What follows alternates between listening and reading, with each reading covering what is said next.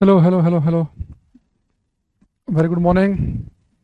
बहुत नमस्कार। प्रजापति का सबसे पहले मैसेज हमारे पास में आया है।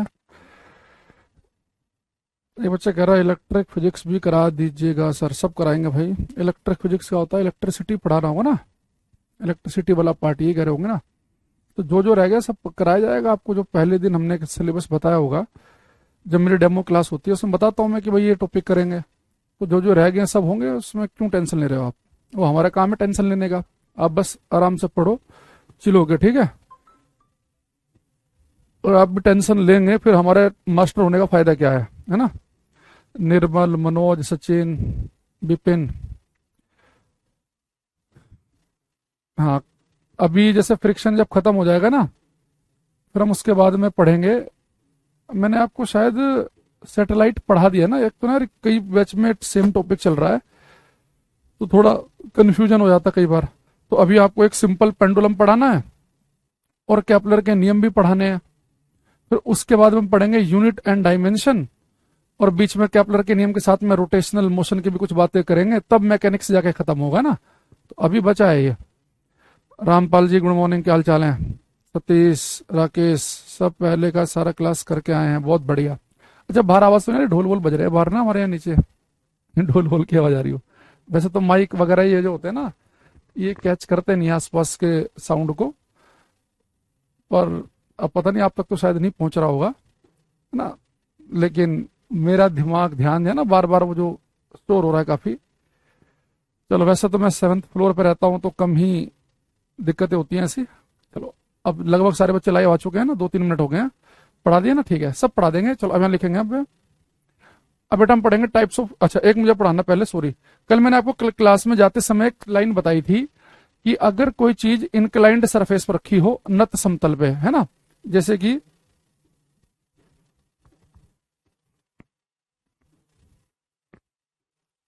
ठीक है सर, सब अब ठीक है। ओके, चलो यहाँ देखना। राम राम राम राम, सुनो दीपक, यहाँ देखो।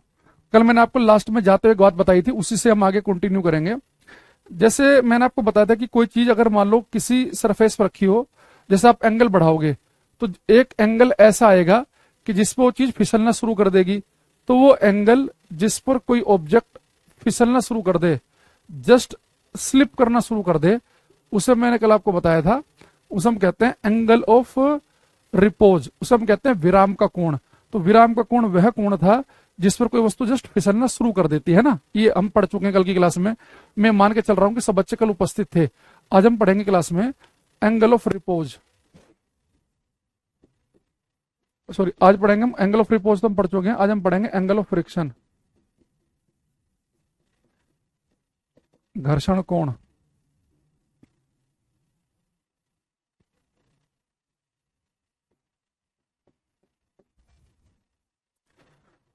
घर्षण कोण, इसे हम लिखते हैं थीटा से। घर्षण कोण,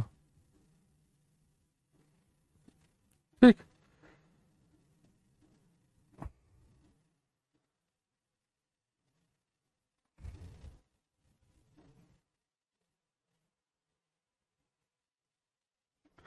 अब यहाँ बड़े ध्यान समझना। ये बेटा मेरे पास में एक ऑब्जेक्ट है। कल मैंने आपको बताया था कि कोई भी ऑब्जेक्ट जो है, उसका जो वेट है, उसका जो भार है, वो हमेशा काम करता है नीचे की तरफ, है ना। तो उसका जो वेट होगा, ये mg नीचे की तरफ काम कर रहा होगा। और ये जिस सरफेस पर रखा है, उस सरफेस की नॉर्मल रिएक्शन कहाँ पे काम कर रही होगी। उस सरफेस की जो नॉर्मल रिएक्शन है, वो काम कर रही होगी ऊपर की तरफ, ठीक। अब हम बड़े ध्यान समझना, अगर आप इस ऑब्जेक्ट पे फोर्स लगाओगे इस डायरेक्शन में, आप ये जो ऑब्जेक्ट रखा हुआ है, अगर आप इस पे इधर को बल लगाएंगे तो इस तरफ को फिसलना चाहेगा ये। तो फ्रिक्शन कहाँ लगेगा, इसके अपोजिट डायरेक्शन में। तो फ्रिक्शन लगेगा इसके अपोजिट। जिधर को ऑब्जेक्ट फिसलना चाहता है, कल की क्लास में हमने पढ़ा था, फ्रिक्शन उसके अपोजिट डायरेक्शन में लगता है, उसे एकदम स्मॉल एफ से। अब देखो, जो एंगल ऑफ फ्रिक्शन है, इसकी थोड़ी सी जो डेफिनेशन है ना, ये थोड़ी सी अजीब सी लगती है, तो इसे थोड़ा ध्यान से समझना, इसके डेफिनेशन को।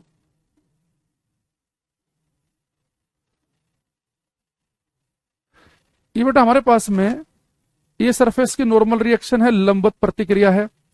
ये सरफेस का फ्रिक्शन है, घर्षण।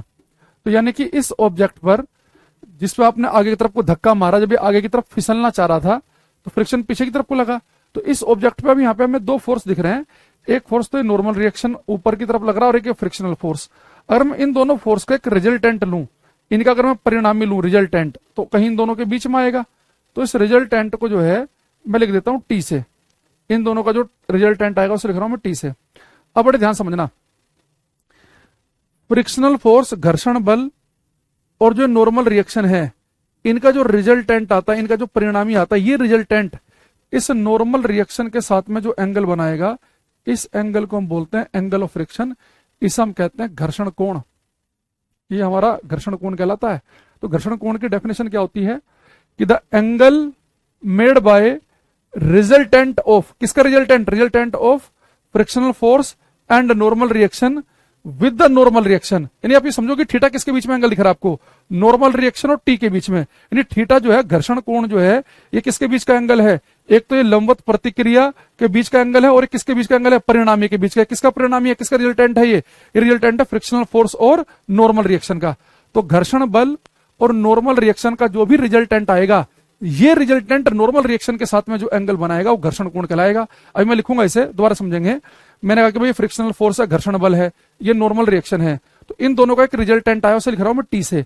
तो इनका जो रिजल्टेंट है, इनका जो परिणामी है, ये नॉर्मल रिएक्शन के साथ लंबवत प्रतिक्रिया के साथ में जो कोण, जो एंगल बनाता है, उसे हम घर्षण कोण कहते हैं। तो घर्षण कोण क्या होता है? The angle made by resultant of normal reaction and frictional force with the normal reaction is called angle of friction. से हिंदी और इंग्लिश में दोनों में लिखेंगे तो आप समझ जाओगे। और अपने याद करने के लिए ना, ये पूरी डेफिनेशन याद नहीं करनी, आपको फोटो ध्यान रखना है। तो पेपर में अगर कभी आ जाए तो आप तुरंत देख लेना कि भाई थीटा क्या था? टी और आर के बीच का एंगल, यानी नॉर्मल रिएक्शन और रिजल्टेंट के बीच का एंगल है ना। तो आप इजिली कर सकते हैं। आगे और समझ में, तो यहां पर लिखेंगे द एंगल। चलो इसे एक बार आप पहले ये वाला फोटो उतार लो, तभी समझ में आएगा। पहले फोटो उतारो ये।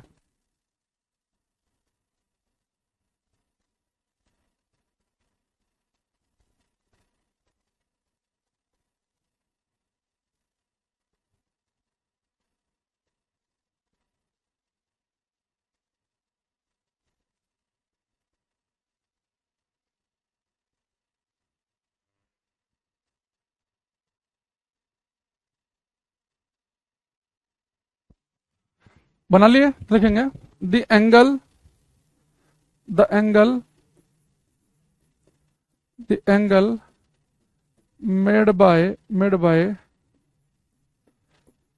Resultant of normal reaction and frictional force and frictional force and frictional force with the with the with the normal reaction with the normal reaction the angle made by resultant of normal reaction and frictional force with the normal reaction is called angle of friction, is called angle of friction। ठीक, हिंदी में लिखेंगे, हिंदी में लिखेंगे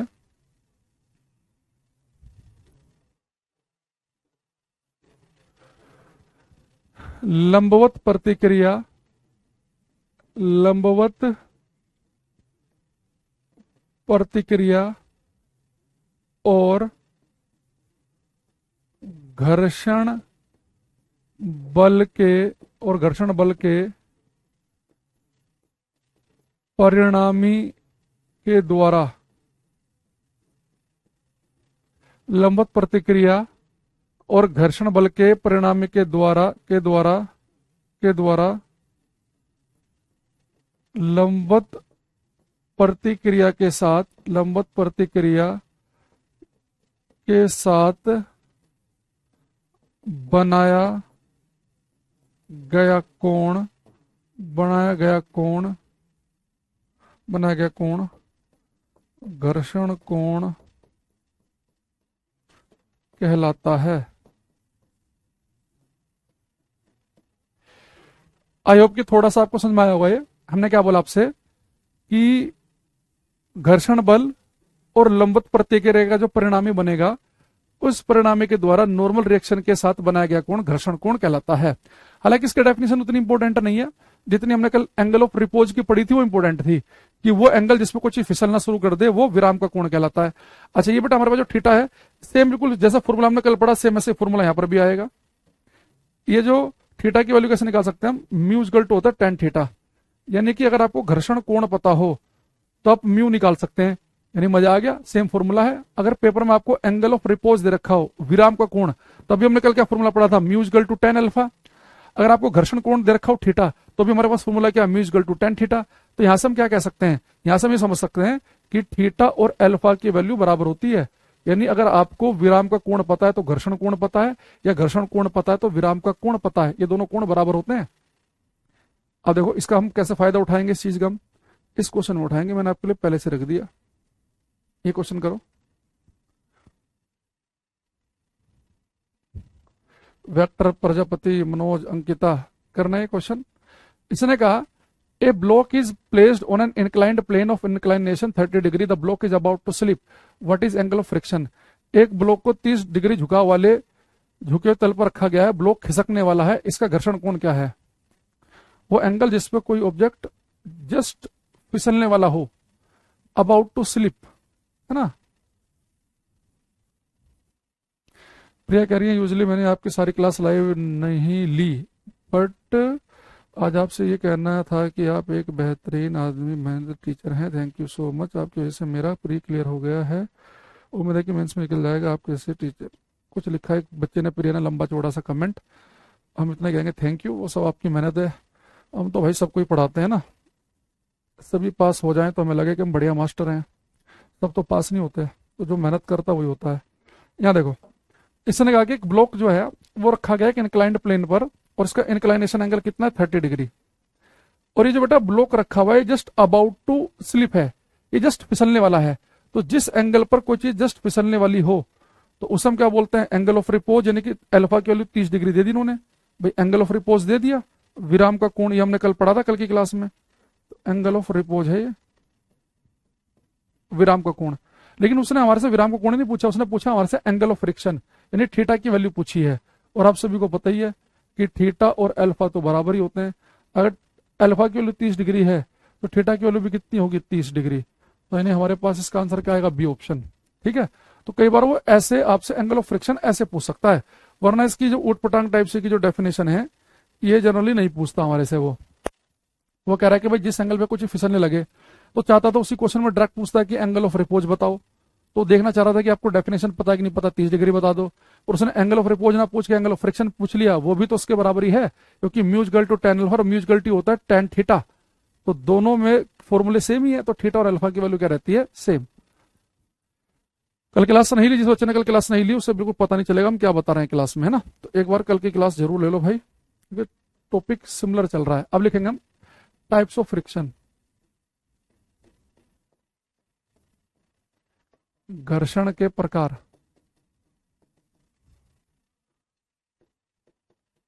घर्षण के प्रकार, types of friction. एक बेटा सबसे पहले हम लिखेंगे यहां पे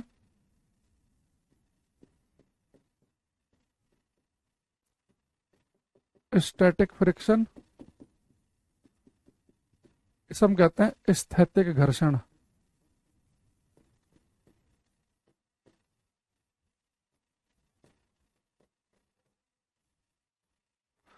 स्थैतिक घर्षण।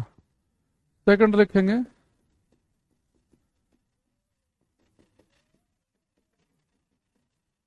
काइनेटिक फ्रिक्शन, या इसे हम कहते हैं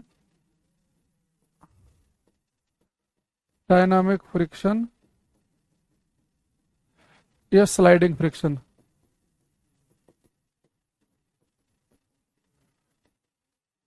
हिंदी में इसका एक ही नाम है, गतिक घर्षण।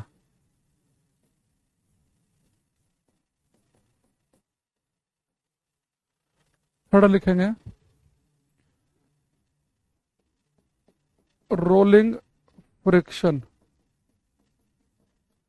इसे कहते हैं लोटनी घर्षण। अगर किसी बच्चे को अच्छा नाम पता हो रोलिंग फ्रिक्शन का तो बता सकता है यार, हिंदी मीडियम का बच्चा। लोटनी घर्षण मैंने काफी सर्च किया लेकिन मुझे कुछ अच्छा नाम इसका मिला नहीं हिंदी में।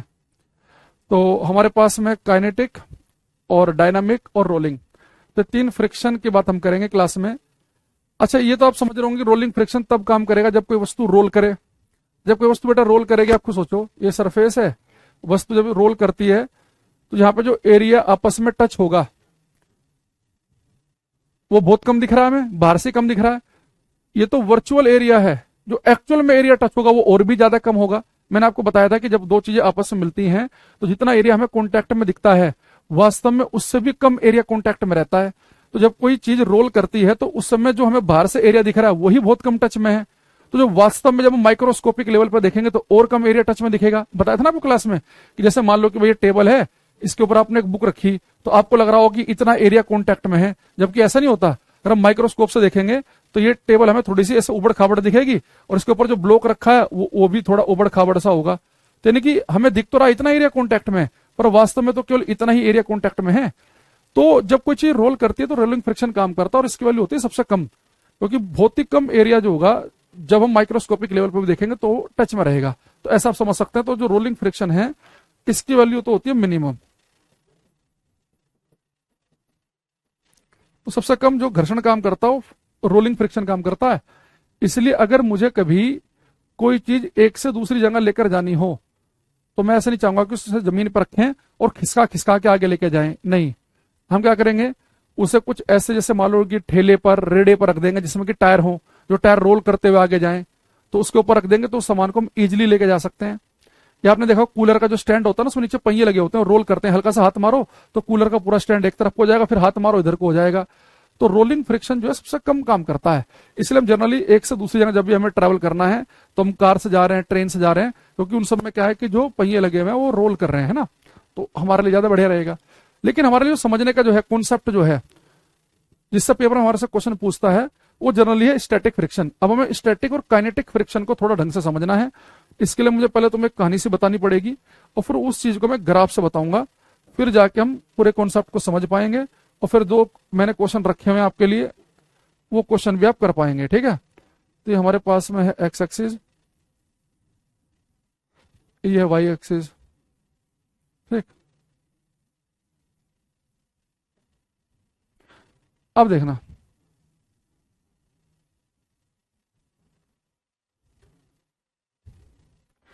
एक जगह सर इस टॉपिक में EMRS में क्वेश्चन आया था सर, लेकिन उन्होंने इसका आंसर रॉन्ग बताया है, रोलिंग फ्रिक्शन को ज्यादा बताया। क्वेश्चन पूरा लिखो क्या है, आंसर हो सकता है कि बाद में चेंज कर दें वो, तो पहले पूरा क्वेश्चन बताओ तो अब बताएंगे हम आपको। ठीक है, तो सबसे पहले आप एक बात समझेंगे, अब स्टैटिक और काइनेटिक फ्रिक्शन को समझना है, बड़े ध्यान समझना। कई बार ऐसा होता है चेतना कि ना क्वेश्चन होता कुछ और है और हम जब समझते हैं तो हमें कुछ और लगता है वो, पर वो वास्तव में होता है कुछ और। तो आप बिल्कुल एग्जैक्ट क्या क्वेश्चन था एग्जैक्ट ऑप्शन के साथ लिखो तब बताएंगे हम, है ना, बिल्कुल सेम वही वर्डिंग होनी चाहिए जो पेपर में लिखी थी। अब मैं देखो बड़े ध्यान समझना भाई, मान लो कि मेरे घर में एक बहुत भारी अलमारी रखी है 20-30 साल से, बहुत ज्यादा भारी है, और घर वालों ने कहा कि भाई काम करो इस अलमारी को जो है घर के दूसरे कोने में कर दो, ये बहुत दिन हो गए यहाँ पे, इसे सफाई करनी है। मैंने कहा ठीक है, मैंने कहा यार मैंने तो न्यूटन का नियम पढ़ा है, भाई न्यूटन का नियम क्या कहता है, F=m में। तो मुझे क्या लगा कि जैसे ही मैं इस अलमारी पे फोर्स लगाऊंगा तो इसके अंदर तो एक्सिलरेशन पैदा हो जाएगा। तो मैं गया, मैंने अलमारी को ऐसे किया, अलमारी देखा मैंने, टस से मस भी नहीं हुई। मैंने यार ये क्या हुआ, न्यूटन का नियम फेल हो गया क्या, कि मैं फोर्स लगा रहा हूं, मैंने पूरा दम लगाया, अलमारी तो बिल्कुल भी खिसकी नहीं है।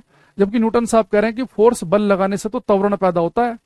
पर किसी ने कहा मेरे से भाई साहब ये जो न्यूटन का फॉर्मूला है ना F=ma, इस F=ma में ये F जो है ना नेट फोर्स है, कुल बल, नेट फोर्स। यानी एक्चुअल में हो क्या रहा है कि जितना फोर्स आप इस अलमारी पे लगा रहे हैं, आपने मान लो 100 न्यूटन का बल लगाया, तो इस अलमारी पे अपोजिट डायरेक्शन में भी 100 ही न्यूटन का बल लग रहा होगा, तो नेट फोर्स 0 हो जा रहा है, इसलिए एक्सेलरेशन 0 है। मैंने कहा अच्छा, तो मैंने ऐसे फोर्स लगाया, अलमारी नहीं खिसकी, यानी जितना फोर्स मैं लगा रहा हूं उतना ही अपोजिट डायरेक्शन में भी लग रहा होगा। तो मैं अलमारी के पीछे गया, मैंने देखा यार यहां तो कोई भी खड़ा नहीं है। मैंने यार कैसी बातें कर रहे हो, तो मैं तो अकेला आदमी हूं, अकेला ही फोर्स लगा रहा हूं इधर को। उन्होंने कहा भाई साहब ठीक है, आपने इस अलमारी पे फोर्स लगाया, तो जितना फोर्स आप लगा रहे हैं एक्चुअली में हो क्या रहा है कि अलमारी जमीन के ऊपर रखी है, तो जमीन और अलमारी के बीच में एक घर्षण बल काम कर रहा है। तो जितना फोर्स आप लगा रहे हो ना, ठीक उतना ही घर्षण फ्रिक्शन भी काम कर रहा है, और दोनों एक ही वस्तु पे काम कर रहे हैं, अपोजिट काम कर रहे हैं, इसलिए दोनों फोर्स कैंसिल हो जा रहे हैं। इसलिए आपकी अलमारी वहीं की वहीं रुकी हुई है। तो अगर मैं किसी अलमारी पे 100 न्यूटन का बल लगाऊं और वो अलमारी ना चले, तो समझ जाना है कि फ्रिक्शन भी 100 है। तो अगर आपके गली मोहल्ले में कोई बहुत भारी पत्थर पड़ा हो और आपने पूरा दम लगा दिया और वो पत्थर ना हिले, समझ जाना है कि उसमें फ्रिक्शन भी उतना ही लग रहा है। तो मैंने कहा बहुत बढ़िया, मैंने फोर्स लगाया अलमारी पे 100 न्यूटन, अलमारी नहीं चली, यानी फ्रिक्शन की वैल्यू भी 100 ही न्यूटन है। मैं थोड़ा गया, केले वेले खा के आया, जूस वूस पिया, मैंने कहा चलो फ्रिक्शन तो 100 था, अब और दम लगाते हैं। मैंने फोर्स लगाया 150 न्यूटन का, अलमारी अभी भी नहीं खिसकी। मैंने यार ये तो बदतमीजी है। अभी मैंने फोर्स लगाया था 100 न्यूटन का, फ्रिक्शन की वैल्यू 100 थी, नेट फोर्स 0 हुआ, अलमारी नहीं चली, समझ में आया। अब तो 150 न्यूटन का बल लगा रहा हूं, अब क्यों नहीं चल रही?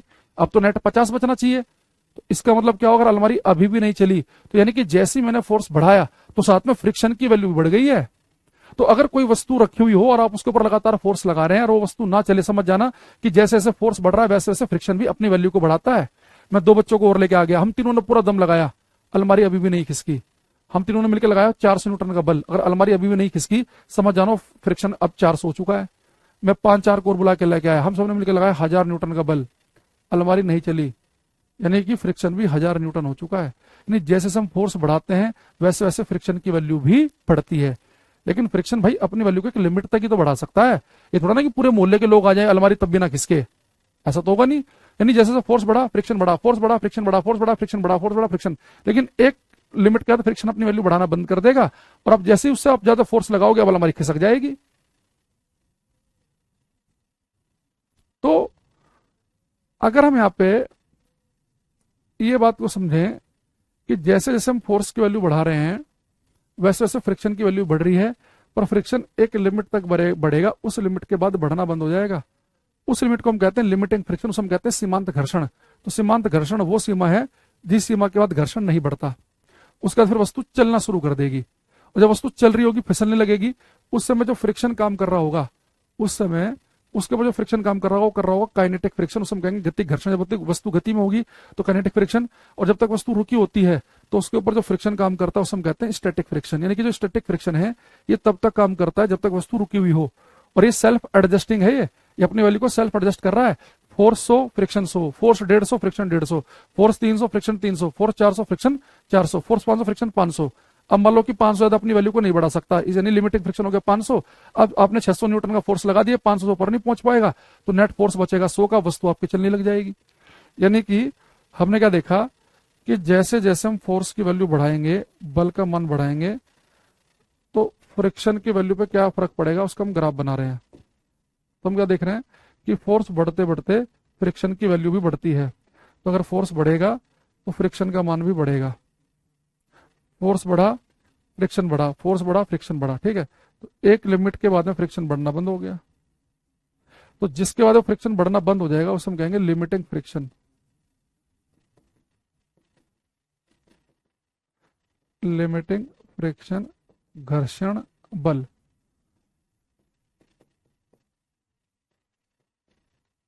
अब इसके बाद वस्तु चलना शुरू कर देगी। अब जो फ्रिक्शन काम कर रहा होगा उसे हम बोलेंगे काइनेटिक फ्रिक्शन। तो काइनेटिक फ्रिक्शन जो होता है चलती वस्तु पर लगता है, और काइनेटिक फ्रिक्शन की वैल्यू होती है कांस्टेंट। अगर एक बार वस्तु चलने शुरू कर दे और उसकी स्पीड कम हो चाहे ज्यादा हो, काइनेटिक फ्रिक्शन की वैल्यू नहीं बदलती। तो गतिक घर्षण जो है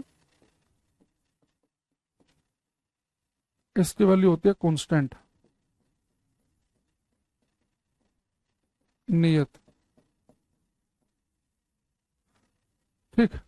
काइनेटिक फ्रिक्शन जो है, गति घर्षण जो है, इसकी वैल्यू कांस्टेंट होती है, और ये तभी काम करता है अगर कोई वस्तु मोशन में हो, गति में हो।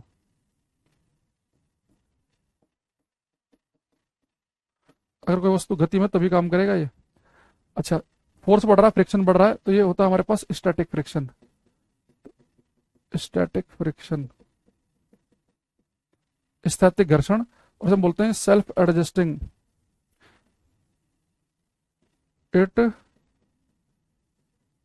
Self adjust its value. यह अपने मान को स्वयं समायोजित करता है, यानी कि अपने मान को स्वयं एडजस्ट करता है। यह अपने मान को स्वयं सुनियोजित करता है। अपने वैल्यू को सेल्फ एडजस्ट करता है स्टैटिक फ्रिक्शन। और ये तभी काम करता है जब वस्तु रुकी हुई हो। तो जब तक वस्तु रुकी होगी तो उसके ऊपर स्टैटिक फ्रिक्शन काम करेगा। तो वस्तु रुकी है तो स्टैटिक फ्रिक्शन, वस्तु चल रही है मोशन में है तो काइनेटिक फ्रिक्शन काम करेगा। काइनेटिक फ्रिक्शन की वैल्यू सेल्फ एडजस्ट नहीं करती अपने मान को। काइनेटिक फ्रिक्शन की वैल्यू फिक्स रहती है। अगर वस्तु एक बार स्लाइड करने लग जाए तो फ्रिक्शन की वैल्यू फिक्स रहेगी। अब स्पीड बढ़े चाहे स्पीड कम हो, उसके लिए आपको फोर्स इंजन से ज्यादा लगाओगे तो स्पीड बढ़ जाएगी ऑब्जेक्ट की, और इंजन से धक्का कम मारोगे तो स्पीड कम रहेगी। पर जो जमीन का जो काइनेटिक फ्रिक्शन लग रहा है वो फिक्स है। लेकिन जो स्टैटिक फ्रिक्शन है ये इसकी वैल्यू कॉन्स्टेंट नहीं होती है, अपने वैल्यू को स्वयं सेल्फ एडजस्ट करती है। और लिमिटिंग फ्रिक्शन क्या होता है? स्टैटिक फ्रिक्शन की मैक्सिमम वैल्यू क्या लिखेंगे लिमिटिंग फ्रिक्शन में? It is maximum value of static friction. यह स्थैतिक घर्षण का अधिकतम मान है। यह स्थैतिक घर्षण का अधिकतम मान है। It is maximum value of static friction. यह स्थैतिक घर्षण का अधिकतम मान है। तो लिमिटिंग फ्रिक्शन क्या है? स्टैटिक फ्रिक्शन की अधिकतम वैल्यू। ठीक है। तो अब आई होप कि थोड़ा थोड़ा सा आप समझ रहे होंगे। जैसे मैंने आपसे कहा कि जब तक कोई वस्तु रुकी हुई है और आपने फोर्स लगाया हो तभी भी रुकी हुई है, तो जितना फोर्स लगाओगे उतना फ्रिक्शन लगेगा, जितना फोर्स लगाओगे उतना फ्रिक्शन लगेगा।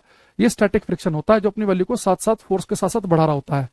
तो स्थैतिक घर्षण होता है सेल्फ एडजस्टिंग। ये अपने मन को सेल्फ एडजस्ट करता है। और एक बार वस्तु स्लाइड करना शुरू कर दे, चलना शुरू कर दे, फिर वो अपनी वैल्यू को एडजस्ट नहीं करता, फिर उस पर काम करता है काइनेटिक फ्रिक्शन। और याद रखना, काइनेटिक फ्रिक्शन की वैल्यू मैंने हल्की सी डिप ली है लिमिटिंग फ्रिक्शन से। भाई लिमिटिंग फ्रिक्शन तो मैक्सिमम वैल्यू है। जब एक बार वस्तु चलना शुरू कर देगी ना, तो जो उनके बीच में जो रगड़ जब एक बार से खत्म होगी वो आगे बढ़ने लगेंगे, तो जो काइनेटिक फ्रिक्शन होगा लिमिटिंग फ्रिक्शन से थोड़ा सा वैल्यू डिप दिखाई मैंने इसकी, हल्का सा, इसलिए थोड़ा सा नीचे दिखाया, डाउन दिखाया इसे हमने। तो अब यहाँ पर हमारे पास दो तीन बातें मैं आपसे पूछूंगा, उस समय समझ में आएगा कि आपको कितना समझ में आया। देखो क्वेश्चन है मेरा आपसे कि लिमिटिंग फ्रिक्शन की वैल्यू है, अगर मान लो कि है 600 न्यूटन। मान लो एक ऑब्जेक्ट है जमीन के ऊपर रखा है और इन दोनों के बीच में जो सीमांत घर्षण है उसका मान है 600 न्यूटन। यानी कि फ्रिक्शन अपनी वैल्यू 600 न्यूटन तक बढ़ा सकता है।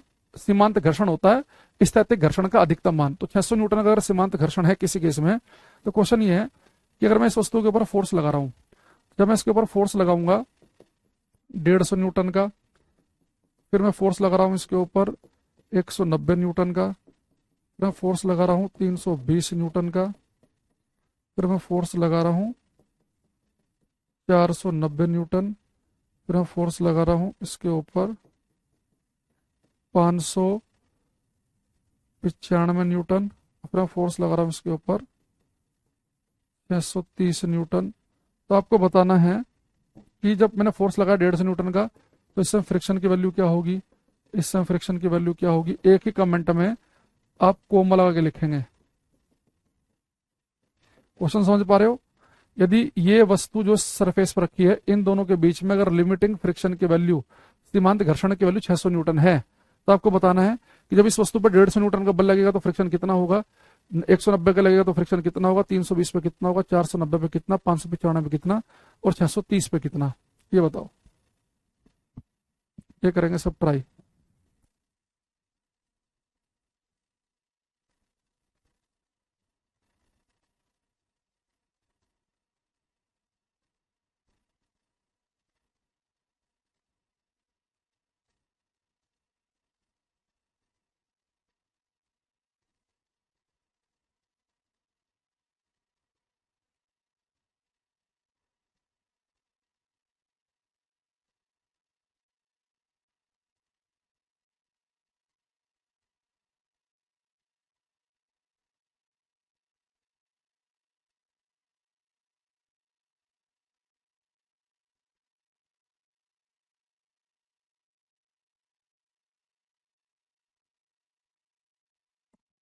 मनोज का बड़ा प्यारा आंसर आया हमारे पास में सबसे पहले। उसके बाद में आया रामपाल। रामपाल ने गलत कर दिया लास्ट में। रामपाल दोबारा देखो, सबसे आखिरी वाला गलत है तुम्हारा।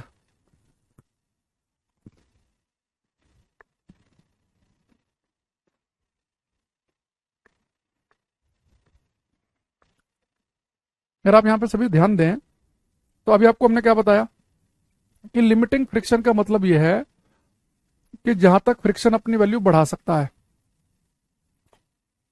प्रभास, आपने नेट फोर्स निकाल दिया बेटा, हमने फ्रिक्शन पूछा। देखो, अगर बेटा फ्रिक्शन की वैल्यू है 150 न्यूटन, तो आपको पता है कि भाई लिमिटिंग फ्रिक्शन 600 है, यानी फ्रिक्शन अपने मान को 600 तक बढ़ा सकता है।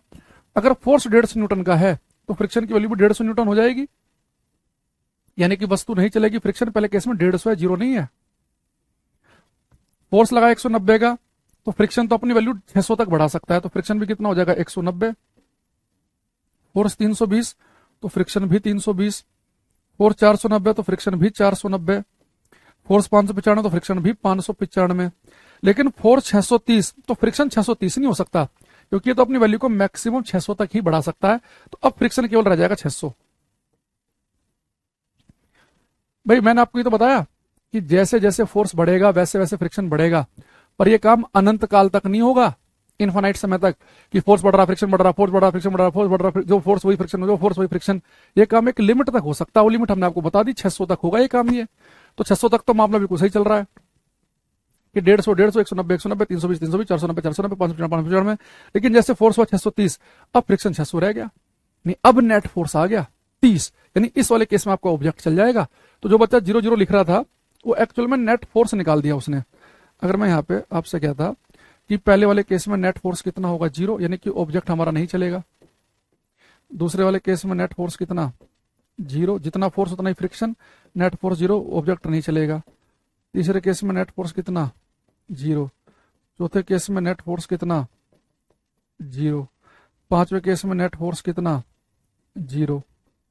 और यहाँ पे नेट फोर्स कितना आ गया 30 न्यूटन का।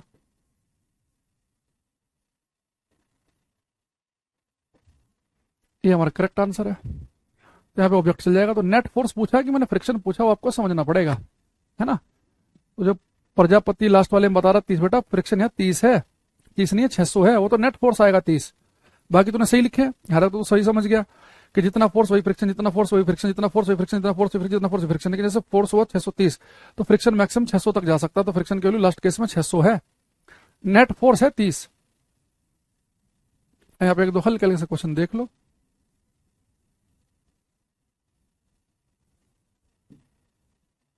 एक एक क्वेश्चन करो सभी।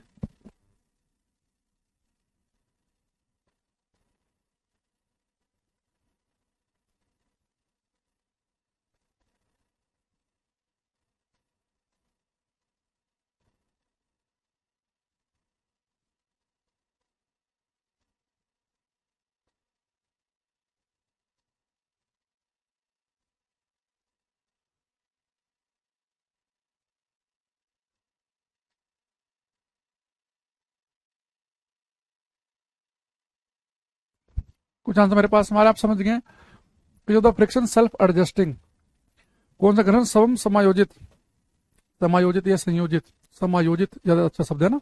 स्टैटिक फ्रिक्शन, काइनेटिक की वैल्यू तो कांस्टेंट रहती है, लिमिटिंग फ्रिक्शन तो फिक्स वैल्यू है, स्टैटिक का मैक्सिमम मान। इसका आंसर बनेगा ए ऑप्शन। एक करो,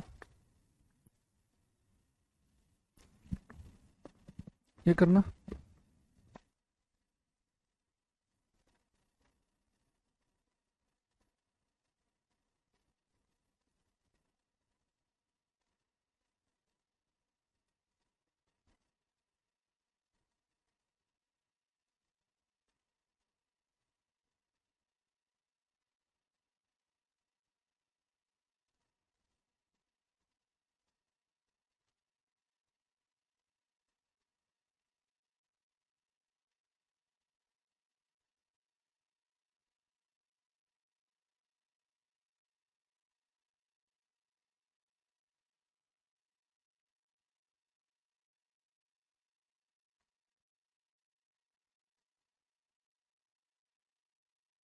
ये कल की क्लास से है, force of limiting friction between two surface, तो किस पे डिपेंड करता है बेटा? नॉर्मल रिएक्शन पे।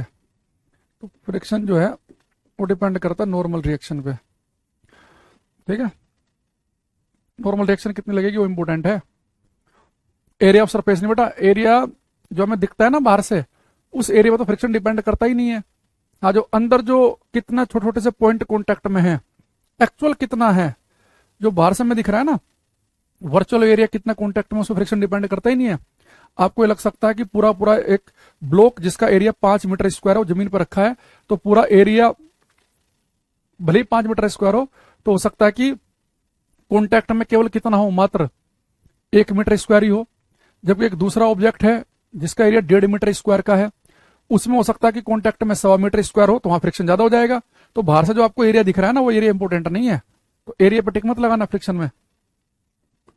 हमने कल की क्लास में पढ़ाया था कि फ्रिक्शन जो होता है वो प्रोपोर्शनल होता है नॉर्मल रिएक्शन के। यहां से हमारे पास फॉर्मूला आया था ये म्यू आर, है ना।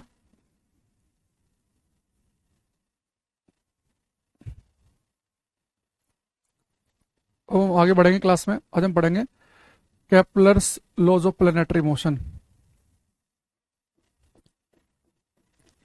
Kepler's laws of planetary motion.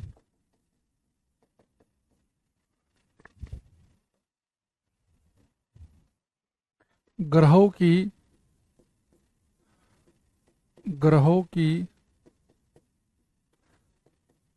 गति संबंधी, ग्रहों की गति संबंधी केपलर के नियम।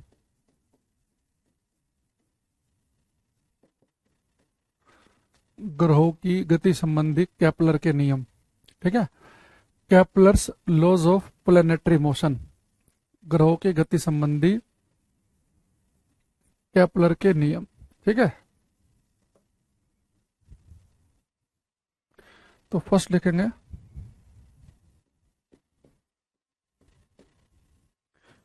फर्स्ट लॉ बेटा हम लॉ ऑफ ऑर्बिट भी कहते हैं, कक्षा का नियम।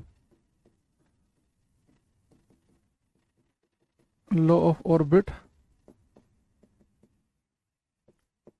कक्षा का नियम, ठीक।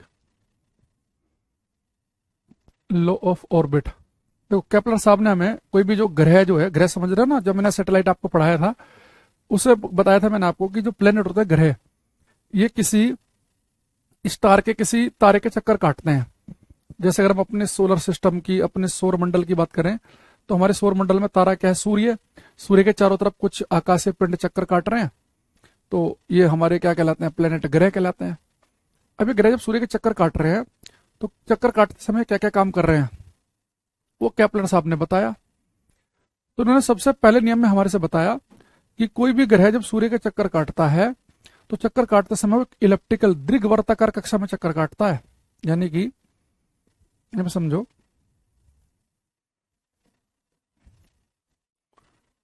इसे बेटा इलिप्स जो होता है ना, दीर्घवृत्त, इसके दो फोकस होते हैं। तो मान लो कि सूर्य किसी एक फोकस पे यहाँ पे रखा हुआ है, और ये प्लेनेट जो है चक्कर काट रहा है सूर्य के। अभी यहाँ पर था, घूम के यहाँ आ गया, फिर यहाँ आ गया, फिर यहाँ, फिर यहाँ। तो कोई भी प्लेनेट जो सूर्य के चक्कर काटता है, तो एक दीर्घवृत्ताकार कक्षा में चक्कर काट रहा होता है।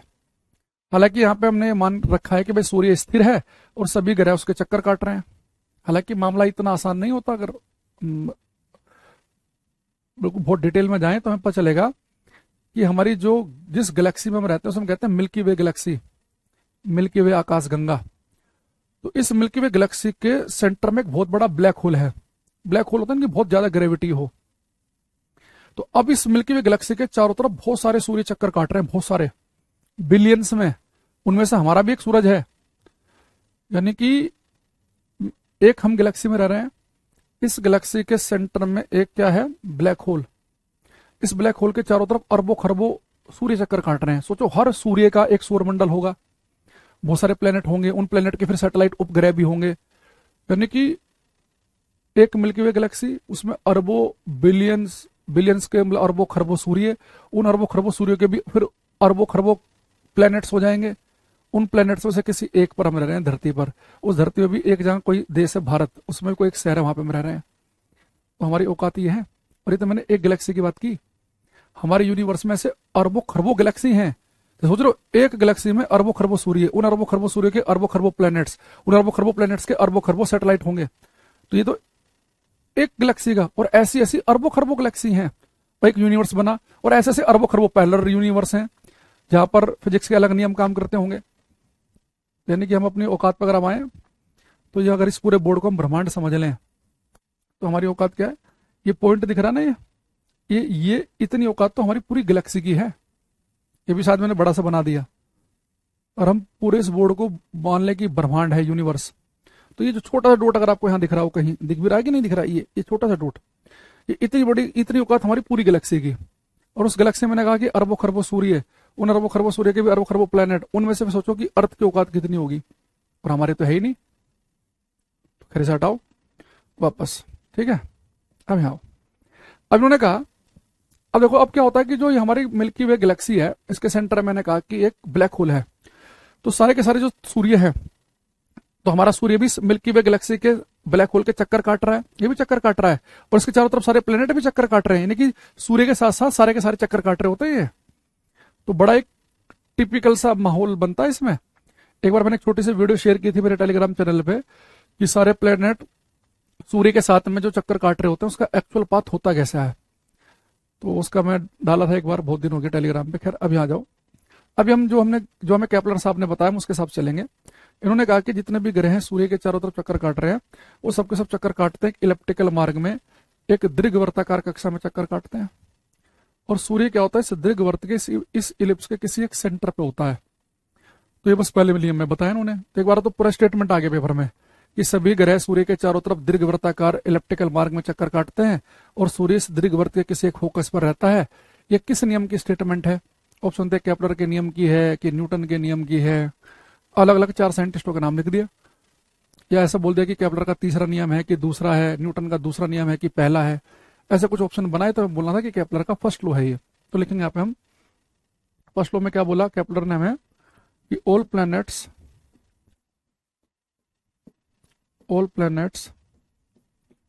revolve all planets revolve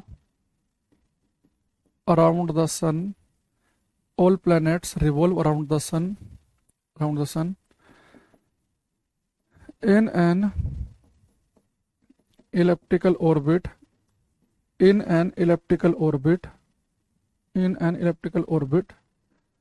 having sun one of its foci, focus का प्लुरल होता है foci, having sun one of its foci. Hindi में लिखेंगे, सभी ग्रह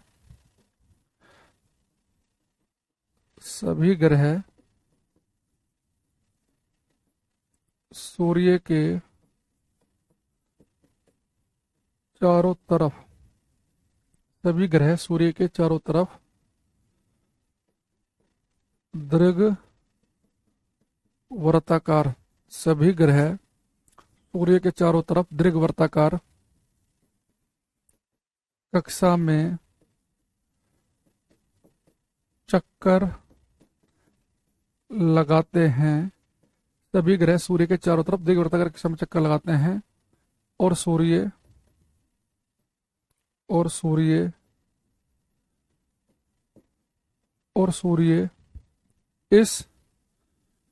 इस दीर्घवृत्त के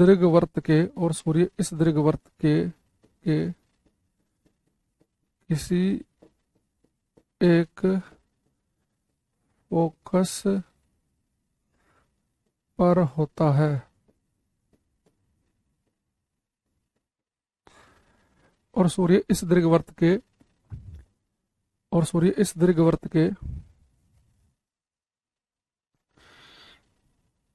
और सूर्य इस दीर्घवृत्त के किसी एक फोकस पर होता है। ठीक है। All planets revolve around the sun in an elliptical orbit having one of its foci. तो इस पहले वाले नियम में तो ऐसा कुछ खास है नहीं पढ़ने के लिए ना। ठीक है। अब आते हैं सेकंड पे।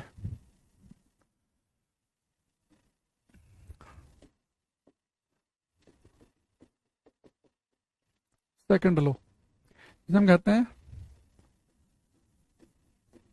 लॉ ऑफ एरिया या लॉ ऑफ एरियल स्पीड।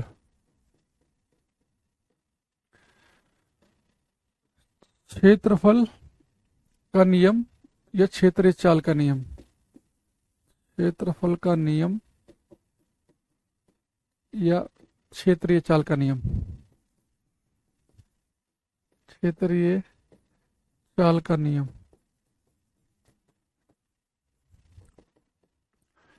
इस बात है, इसके एक दो इंफॉर्मेशन जो निकल के आएंगे उसे थोड़ा ध्यान रखना है।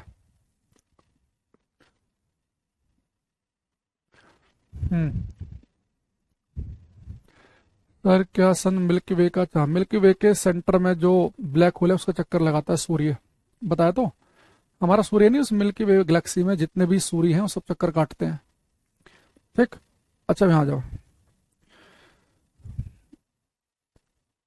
ये बेटा मान लो कि सन है यहाँ पे किसी एक फोकस पर, और ये प्लेनेट सूर्य के चक्कर काट रहा है ना, ऐसे ऐसे करके। तो सेकंड वाले में देखो क्या बताया, फर्स्ट में तो केपलर साहब ने एक लाइन बता दी कि जब भी कोई ग्रह सूर्य के चक्कर काटेगा तो उसका एक मार्ग होगा, उसे इलेप्टिकल मार्ग, दीर्घवृत्ताकार मार्ग कहेंगे।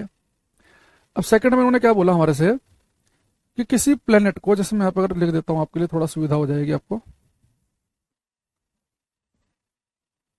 ये मान लो ये है प्लेनेट ना,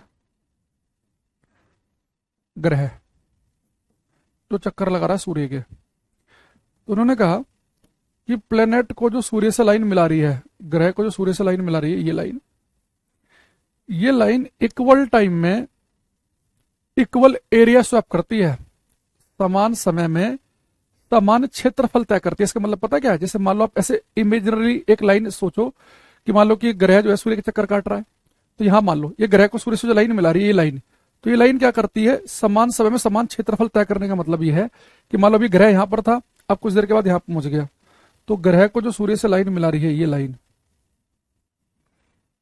लाइन जो है समान समय में समान क्षेत्रफल तय करने का मतलब ये है कि मान लो अभी मैंने समान समय का ले लिया, मान लो 10 मिनट, तो ग्रह को जो सूर्य से लाइन मिला रही है इस लाइन ने 10 मिनट में मान लो इतना एरिया स्वैप कर लिया। फिर मैं मान लो कि सो गया, 2 घंटे बाद उठा, फिर मान लो इस समय ग्रह यहां पे जा चुका है। अब फिर मैंने अगले 10 मिनट फिर चेक किया, तो अगले 10 मिनट के बाद मान लो कि प्लेनेट मेरा यहां पहुंच गया। अब देखो ग्रह को सूर्य से जो लाइन मिला रही है, इस प्लेनेट को सूर्य से जो लाइन मिला रही है, इस लाइन ने 10 मिनट में इतना एरिया स्वैप किया था। अगर मैं यहां पर भी चेक करूंगा 10 मिनट में, ये मान लो कितना एरिया चेक इसने,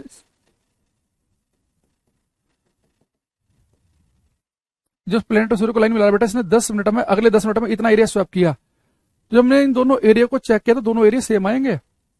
ग्रह को जो सूर्य से लाइन मिला रही है वो लाइन समान समय में समान क्षेत्रफल तय करती है। अगर ये लाइन ग्रह को सूर्य से मिला रही है, अगर इसने 1 सेकंड में मान लो कुछ एरिया तय किया, तो आप किसी भी समय आप चेक करना 1 सेकंड में, जहां पर भी आप जब चेक करेंगे, चाहे यहाँ पे कर लो, ये प्लेनेट को सूर्य से लाइन मिला रही है, तो इसने मान लो कि 1 सेकंड में इतना एरिया तय किया, अगले 1 सेकंड में जो एरिया तय करेगी ये दोनों एरिया सेम होंगे, फिर अगले 1 सेकंड में जो एरिया तय करेगी सेम होंगे, अगले सेकंड में जो तय करेगी सेम होंगे। तो किसी भी समय पर मैंने 2 अलग अलग समय ले लिए कि मैंने इस समय मान लो कि देखा 12 से 1 बजे के बीच में कितना एरिया स्वैप किया गया, 1 घंटे के अंदर मैंने उसे कैलकुलेट करके मान लो साइड में लिख लिया। फिर मैंने देखा कि शाम को 6 से 7 बजे के बीच में कितना एरिया स्वैप किया, दोनों एरिया बराबर आए। एक्चुअली देखो होता क्या है कि इस वाले केस में आपको दिख रहा होगा कि ये प्लेनेट सूर्य से दूर है, तो जब प्लेनेट सूर्य के दूर है ना, तो इसकी स्पीड कम होती है, तो थोड़ा सी आगे बढ़ पाया ये, तो इसने कुछ एरिया स्वैप कर लिया। जब ये प्लेनेट सूर्य के नजदीक पहुंच गया, अगर ये वाली लाइन छोटी है तो जब प्लेनेट सूर्य के नजदीक होता है तो तेज भागता है, वो काफी आगे निकल गया। यानी अगर ये वाली लाइन छोटी है तो ये वाला हिस्सा बढ़ गया, तो ऐसे अगर यहाँ पे ये लाइन बढ़ी तो ये वाली छोटी है।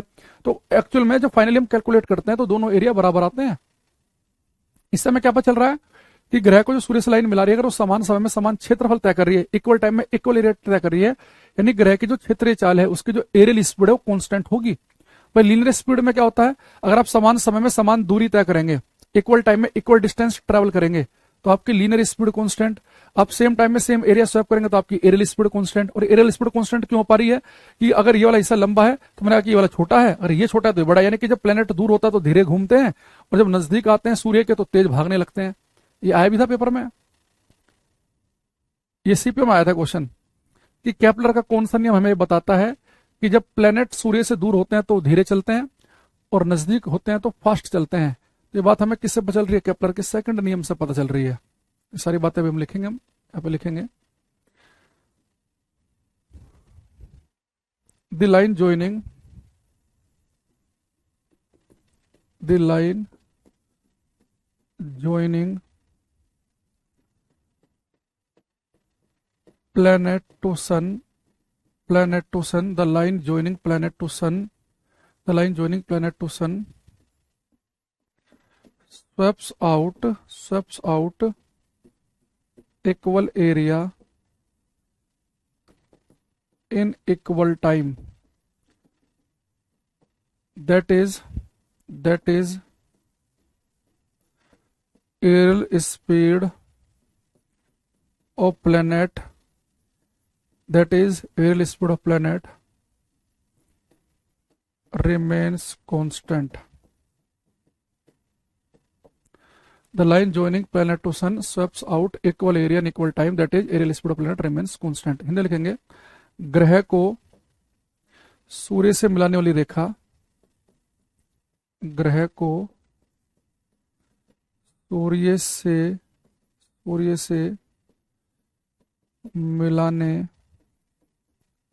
वाली रेखा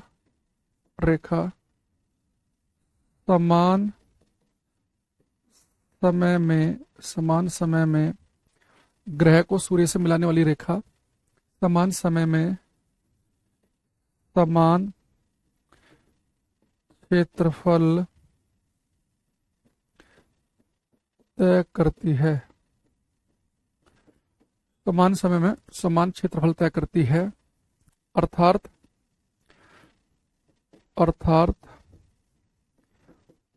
ग्रह की क्षेत्रीय चाल समान रहती है, अर्थात ग्रह की क्षेत्रीय चाल समान रहती है। एक बार इसे उतार लो, ठीक है सभी।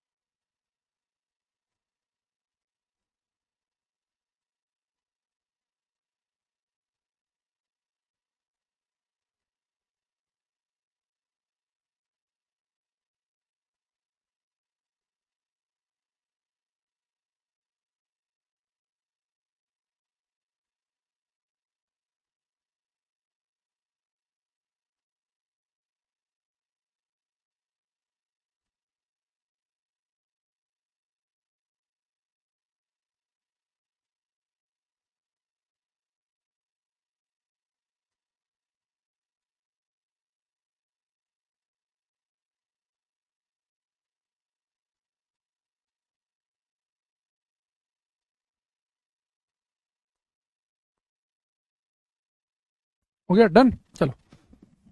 अच्छा एक बात हमें और क्या, इसका भी मैं प्रूफ भी करेंगे अभी हम। एरियल स्पीड होगा equal area in equal time, that is areal speed of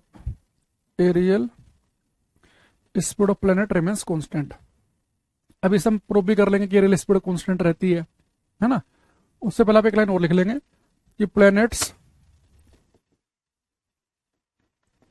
planets move fast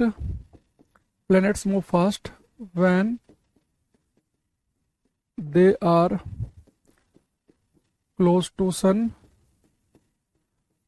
and move slow when they are far from sun। Hindi में लिखेंगे ग्रह जब सूर्य के नजदीक होते हैं, ग्रह जब सूर्य के नजदीक होते हैं तो तेज चलते हैं, ग्रह जब सूर्य के नजदीक होते हैं तो तेज चलते हैं और जब धीरे होते हैं, और जब धीरे होते हैं,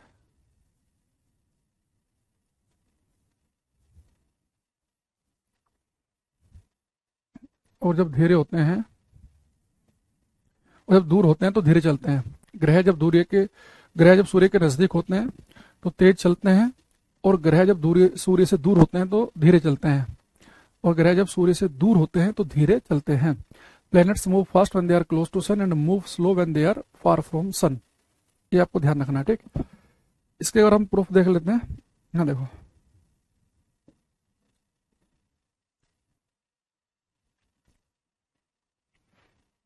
ये मान लो बेटा हमारा प्लेनेट यहाँ से यहाँ पहुंच गया है, ठीक। और ये सूर्य है, ये प्लेनेट है। अब प्लेनेट को सूर्य से जो लाइन मिला रही है वो ये है, ये।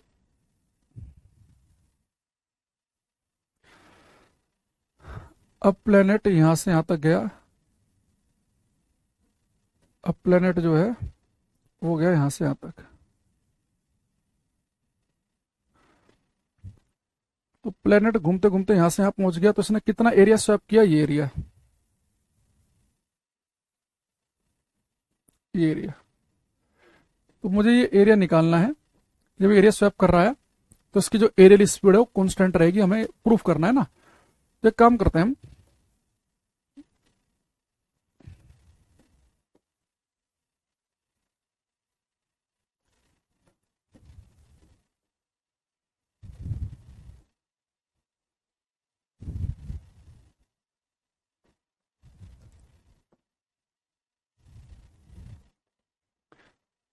अब प्लेनेट बेटा यहां से कहां पहुंच गया? यहाँ। तो ये प्लेनेट यहां से यहां पहुंचा, तो बेटा ये जो आर्क है, ये जो इसने लंबाई चली है, इसने सेंटर पे कितना एंगल बनाया?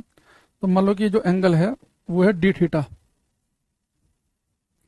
डी थीटा का मतलब बहुत ही छोटा सा एंगल। यानी मैंने माना है कि सूर्य चक्कर काट रहा है, धरती चक्कर काट रही है सूर्य के, तो वो थोड़ा सा ये आगे निकला, तो बहुत ही छोटा सा आर्क है ये, बहुत छोटा। तो जो बहुत एंगल बनाएगा वो छोटा बनाएगा, तो डी थीटा का एंगल मतलब बहुत छोटा एंगल। यानी मान लो कि चक्कर कट रहे हल्का सा मैंने थोड़ा सा आगे गया, वो मैंने लिया। अब मुझे एरिया निकालना है। तो अगर ये थोड़ा सा अगर ये आगे निकला तो एरिया भी बहुत कम होगा, तो मैं सब ले रहा हूं D A area, D A. तो एरिया हम कैसे निकाल सकते हैं? फिर मैं क्या इन दोनों लाइनों को मिला सकता हूं आपस में? अगर मैं इन दोनों लाइन को क्यों मिला रहा हूं, देखो पहले समझना इसका कॉन्सेप्ट की वजह क्या है। अगर ये मैंने माना है कि थोड़ा सा ही आगे गया है प्लेनेट यहाँ पर, ये मेरा पॉइंट ए है, ये मेरा पॉइंट बी, तो बेटा जितनी लंबाई ये है ना, तो लगभग लगभग उतनी लंबाई ये आएगी। अगर ए और बी पॉइंट बहुत ही क्लोज हो, आपको सोचो अगर मैं ऐसे कर दूं, बहुत दूर दूर ले लूं इन्हें, तो देखो ये जो लंबाई है ये वाली और ये वाली बराबर नहीं आएगी। इसे अगर आप खोल के करोगे ना तो बहुत लंबी सी आएगी ये वाली तो। लेकिन अगर ये बहुत ही नजदीक हो, बहुत ही नजदीक हो, बहुत ही नजदीक, तो लगभग लगभग जितनी लंबाई ये वाली होगी लगभग लगभग उतनी ही ये वाली भी होगी। तो बहुत ही क्लोज है, तो मैं मान सकता हूं कि जितनी लंबाई ये वाली होगी ए बी की, उतनी लंबाई होगी इस आर्क की भी, है ना। जितनी लंबाई ये जो है, ये वाली सीधी रेखा की लंबाई होगी, उतनी लंबाई इसकी भी होगी। तो कोई समस्या नहीं होनी चाहिए किसी को। अगर मुझे आर्क निकालना है तो कैसे निकाल सकते हैं? हम सभी ने एक फॉर्मूला पढ़ा है, कोण बराबर चाप बटे त्रिज्या, angle is equal to arc upon radius. पढ़ा ना बचपन से। तो एंगल कितना है? D theta. वो आर्क क्या है? ये ए बी। ये रेडियस मान लो कि सूर्य से प्लेनेट तक की दूरी है वो आर, तो हो गया आर। तो ए बी किसके बराबर आ गया? आर डी थीटा के बराबर आ गया। तो ए बी की वैल्यू आ गई आर डी थीटा के बराबर। तो यानी कि ये जो मेरे पास है, चाहे आप इसे कहो आर डी थीटा, चाहे इसे कहो, ये दोनों बहुत ही नजदीक नजदीक है, तो एक ही बात होगी, कोई खास फर्क पड़ेगा नहीं, है ना। अब देखो मुझे एरिया निकालना है, तो मैं जो एरिया निकालना है, आपको त्रिभुज दिख रहा होगा, तो त्रिभुज का एरिया क्या होता है? 1/2 base into height. Right angle triangle है ना, ये 90 डिग्री का एंगल मान लो, लगभग लगभग 90 डिग्री का एंगल बन रहा है, ठीक है। 1/2 बेस इंटू हाइट। तो बेस कितना है? आर के बराबर, और हाइट कितनी है? इसके बराबर ये। और ये हाइट और ये हाइट तो मैंने बराबर ही मान रखी है, तो मैं यहाँ पे आर डी थीटा लिख सकता हूँ, आर डी थीटा। तो डी ए क्या हो गया? 1/2 आर स्क्वायर डी थीटा। अगर मैं दोनों तरफ टाइम से डिवाइड कर दूं, टाइम से, तो D A by d T हो गया 1/2 r² डी थीटा को डी टी से भाग कर दिया। ठीक, तुम्हारे पास में क्या हो गया, d A by d t is equal to 1/2 r², और इसे हम क्या लिख सकते हैं, ओमेगा। देखो ओमेगा यहाँ पे एंगुलर स्पीड है, जैसे लीनियर स्पीड क्या होती है, डिस्टेंस अपॉन टाइम, आपने कितनी दूरी तय की बटे समय। एंगुलर स्पीड होती है, कोई चीज घूम रही होती है ना, तो उसने कितना एंगल तय किया। भाई आप सोचो ये पॉइंट यहां से यहां तक गया, ये तो इसने इतना एंगल चला, अगर उतने ही समय में यहां चला जाता है ये, तो ज्यादा बड़ा एंगल चलता तो ज्यादा स्पीड होती। तो एंगुलर स्पीड होती है कि कितना कोण तय किया गया अपॉन स्पीड। तो एंगल ट्रेवर्स्ड अपॉन टाइम, तो ये D theta upon d T क्या है, एंगुलर स्पीड है, कोणीय चाल।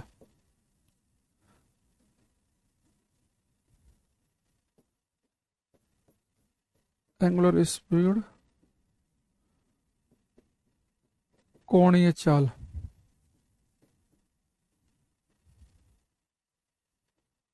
तो ओमेगा क्या है, एंगुलर स्पीड। तो जैसे हम जो दोबारा समझेंगे, हमने एक शब्द पढ़ा था स्पीड पहले, जब हम खाली स्पीड बोलते हैं तो होता है लीनियर स्पीड, रेखीय चाल। तो स्पीड का फॉर्मूला क्या था, कुल दूरी बटे कुल समय। आपने कुल कितनी दूरी तय की, एक रेखा में कितना दूरी तय की बटे समय। तो लीनियर स्पीड होती है कुल दूरी बटे कुल समय, और जब कोई चीज घूम रही होती है उसके पास होती है एंगुलर स्पीड, यानी कितना एंगल उसने चला। अगर वो एक सेकंड में इतना सा एंगल चल रही है और एक ऑब्जेक्ट एक सेकंड में इतना बड़ा एंगल चल रहा है, तो यानी कि तेज भाग रहा है, इसकी एंगुलर स्पीड ज्यादा है। तो एंगुलर स्पीड होती है कि कितना आपने एंगल तय किया और कितने समय में। अब हम एक बड़े ध्यान से समझो बात, कि जो डी अपॉन डी टी आई, कि मेरे पास जो एरियल स्पीड आई, भाई area upon time areal speed हो गई, डिस्टेंस अपॉन टाइम क्या होता है, लीनियर स्पीड, और एरिया अपॉन टाइम होता है एरियल स्पीड। तो डी बाई डी टी है, ये टर्म जो है ये एरियल स्पीड को डिनोट करती है। अब यहाँ बड़े ध्यान समझना, ये जो एरियल स्पीड मैंने यहाँ पे लिखा, क्षेत्रीय चाल, ये किसके बराबर आई हमारे पास में,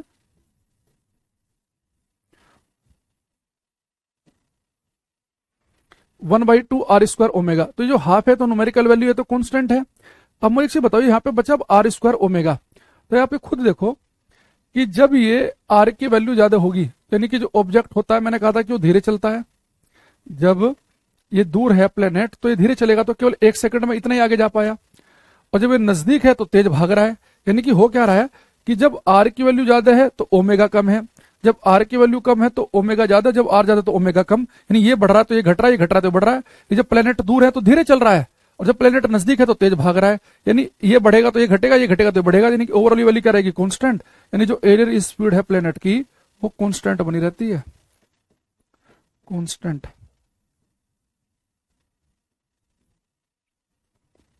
ये कांस्टेंट आएगी वैल्यू। तो वही तो हमने बस इसका प्रूफ देख लिया ये, या इसी चीज को आप डायरेक्ट याद भी कर सकते थे कि जो लाइन प्लेनेट को सूर्य से मिलाती है वह लाइन समान समय में समान क्षेत्रफल तय करती है। ये हमने क्या पढ़ा, तो यानी कि हमें क्या बता रहा है कि जो इक्वल टाइम में इक्वल एरिया स्वैप करने का मतलब है कि एरियल स्पीड कांस्टेंट रहना, क्षेत्रीय चाल नियत रहना। जितना डी बाई डी टी की वैल्यू कांस्टेंट आई, क्यों, क्योंकि जब कभी भी ऐसा होगा, अभी मैंने यहाँ पे लिया, अगर मैं इसी को यहाँ पे ले लूं तो हम क्या देखेंगे कि जब ये आर की वैल्यू कम होगी तो प्लेनेट तेज भागेगा, काफी आगे तक निकल जाएगा, है ना। तो जब आर कम होगा तो ओमेगा ज्यादा, और जब आर ज्यादा होगा तो ओमेगा कम। तो डी बाई डी टी की वैल्यू क्या रहती है, कांस्टेंट।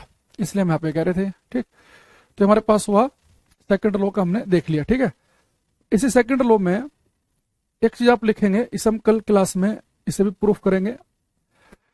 ये बहुत इंपॉर्टेंट लाइन है, अगर केपलर के सेकंड लॉ से कोई लाइन पेपर में आती है तो ये आती है। बेटा केपलर का जो सेकंड लॉ है ये एंगुलर मोमेंटम कंजर्वेशन, कोणीय संवेग संरक्षण का उदाहरण है एक। जैसे आपने हमने पढ़ा था लीनियर मोमेंटम, रेखीय संवेग। देखो बेटा आपके वस्तु एक सीधी रेखा में भागती है तो उसके पास m मास है और v वेलोसिटी से भाग रही है, तो उसके पास होता है लीनियर मोमेंटम रेखीय संवेग mv। तो लीनियर मोमेंटम होता है सीधी रेखा में चल रही वस्तु के पास, लेकिन जब वस्तु घूम रही होती है उसके पास होता है एंगुलर मोमेंटम, उसके पास होता है कोणीय संवेग।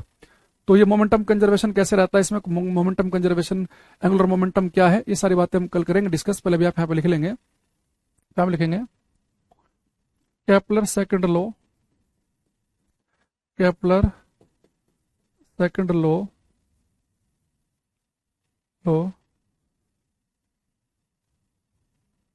law is based on law of conservation of angular momentum. Kepler का दूसरा नियम कोणीय संवेग संरक्षण के सिद्धांत पर आधारित है। केपलर का दूसरा नियम कोणीय संवेग संरक्षण के सिद्धांत पर आधारित है। Kepler second law is based on law of conservation of angular momentum. ठीक, ये इंपॉर्टेंट है, इसे ध्यान रखेंगे। ठीक है, तो आज हमारे पास समय कम बचा है, कल की क्लासेस हम कंटिन्यू करेंगे। ठीक है, और फिर इसे खत्म करते ही हम पढ़ेंगे सिंपल पेंडुलम सरल लोलक, तो वो भी 1 सवा घंटे का गेम है, और फिर सीधे आ जाएंगे हम न्यूटन डायमेंशन पर, तो हमारा मैकेनिक्स वाला पार्ट खत्म हो जाएगा, है ना। तो आज की क्लास हम इतना ही रखते हैं, बाकी मिलेंगे कल की क्लास में। ठीक है, तब तक के लिए thank you, bye, take care everybody, bye everyone.